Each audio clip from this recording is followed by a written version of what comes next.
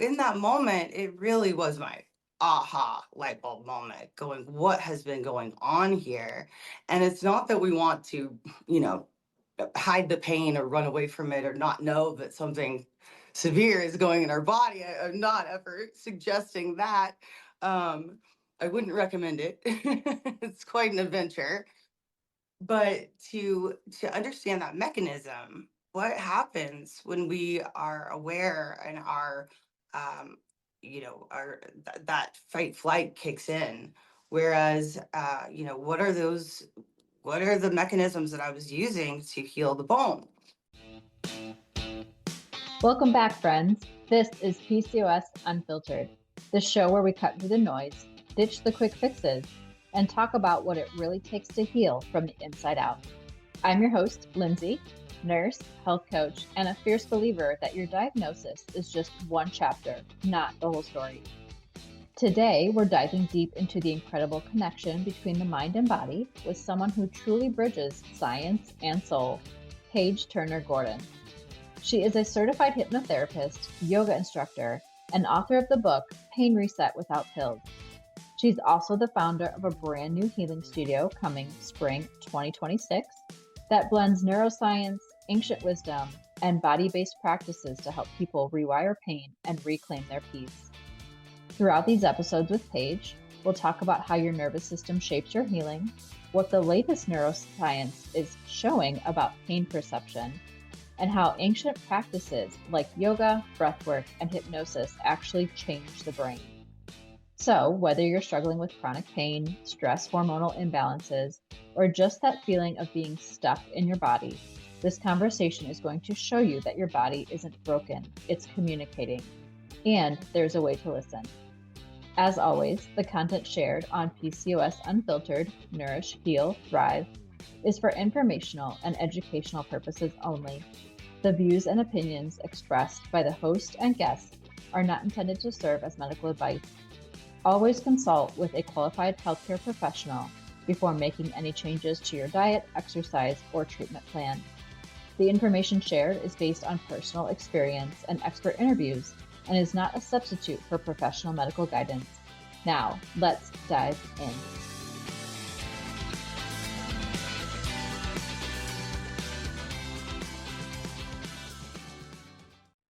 Hello and welcome. I am super excited to have Paige Turner Gordon here with me today.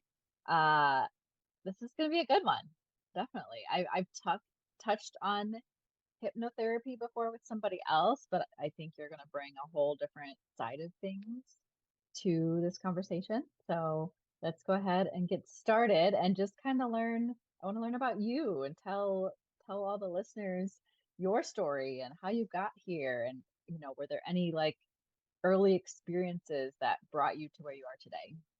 Oh my goodness. Yes. I mean, where we are now has definitely been a lot of pivotal moments leading up to after 17 years of practice, finally opening a studio, which we'll get into later. Spoiler alert. But yeah, just blending hypnotherapy and yoga definitely came to me in pretty much the most significant coincidence of my life because at the time I was studying hypnotherapy at HMI and Kundalini at Golden Bridge Yoga in Los Angeles, California.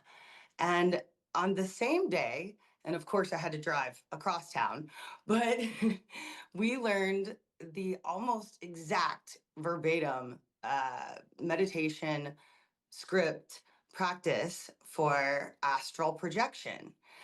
And I learned, almost the same technique from an ancient textbook and ladies dressed in white robes and like a newly printed handbook.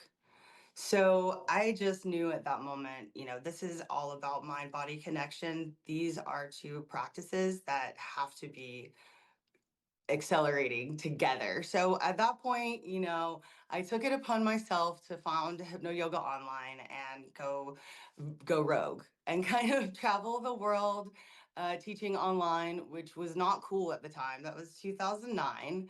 So I was kind of a nerd, and I've always been a bit of a nerd just looking into the science. And really, honestly, that's what keeps me going. So the new science is what's so exciting.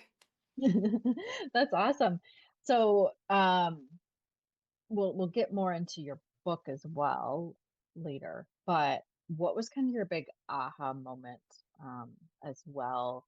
Like when you realized, especially that pills weren't the only pathway to healing.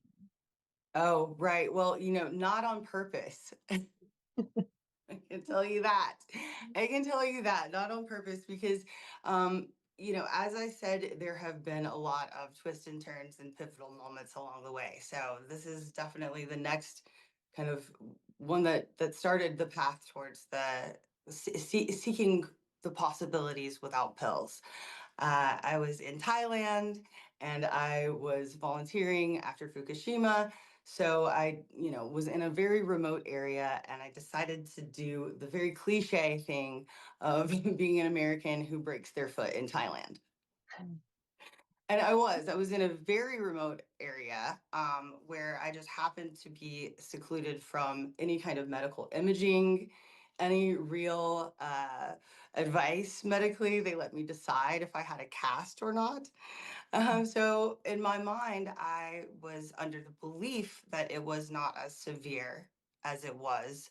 So this was 2011. I had founded Hypnoyoga in 2009 and was traveling, as I said. And so those were my practices. That was what I knew to lean on. Not only was there no imaging, there was no access to any type of prescription pill. I had rest, ice, elevation, and compression. I had really healthy food and the ability to just listen to my mentors' guided imagery. I listened to hypnosis recordings for bone stitching. I was dealing with pain management through mindfulness, breath work, all the good things, the yoga and the hypnotherapy and those elements all combined. I had the luxury of being in Thailand where it was $10 a day, so I could just sit around and do that all day and heal myself. So I also had a friend with me who was kind of a wild person who had broken every single bone in his body, and so he was saying, "You're gonna be fine. You're gonna be fine." So I had that belief. I had all these factors stacked in my favor without even knowing it. And so 12 days later, when I finally made it to modern imaging, which was still kind of archaic because they literally slapped the X-ray up on the wall, and in the moment that I saw the severity of the break, I experienced almost immediately the worst pain by far that I had experienced the entire time. And physically, my foot swelled up to the size of a football. Like it swelled up more than it ever had. Just instantly, my body got the signal to panic, basically. So, in that moment, it really was my aha light bulb moment going, what has been going on here? And it's not that we want to, you know, hide the pain or run away from it or not know that something severe is going in our body. I'm not ever suggesting that. Um, I wouldn't recommend it. It's quite an adventure. But to understand that mechanism, what happens when we are aware and um, that fight flight kicks in? Whereas, what are the mechanisms that I was using to heal the bone? Because one second. Not only was that remarkable, they wanted to do surgery on me. They said that it was, a medical anomaly that anyone would not go straight into surgery and still be healing and, on their own and not be in significant pain like that. So I took that as I'm not going to let you break my foot that's already so healed and put in this archaic like metal device and screw it to my foot. Now, of course, that's what should be done in most situations. But since my bone had already formed a like a healing suture, it was a little bit too late for that. Um, Mhm. so they said months later when I returned home to the States that they still thought it was a good idea to do surgery. They said that there was no way that I wouldn't be in pain for the rest of my life, that bones just don't heal themselves that way. And the odd thing about it was when they had called 5 or 6 doctors to look at my X-ray, they didn't want me to see it because they didn't understand what they were looking at. Mhm. Yeah. So I became obsessed, of course, with what happened there. That's nothing short of a miraculous result. And I still, to this day, by the way, that was 2011. It's 2025. I can feel it a little bit when it gets cold and rainy, but that's about it. Not gonna lie, but I don't have pain and I don't have any limitations in my walking or anything like that. So what's happening there? Again, if you break a bone, go get the modern medical care.